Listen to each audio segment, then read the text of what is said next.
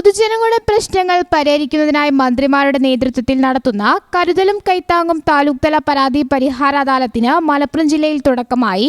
നിലമ്പൂർ താലൂക്ക് അദാലത്തോടെ ജില്ലയിലെ 7 താലൂക്കുകളും നടത്തുന്ന അദാലത്തുകൾക്കാണ് തുടക്കമായത്.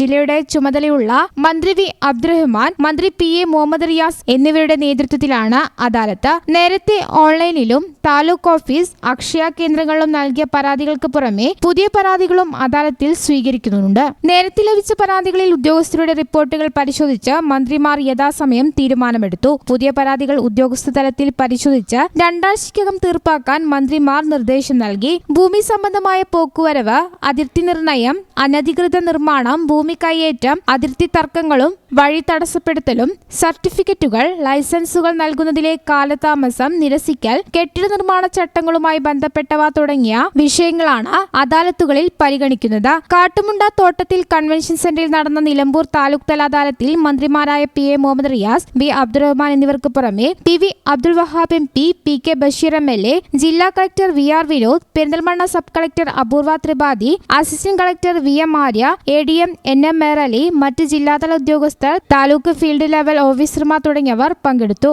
ഈ ചാനൽ ന്യൂസ് മലപ്പുറം.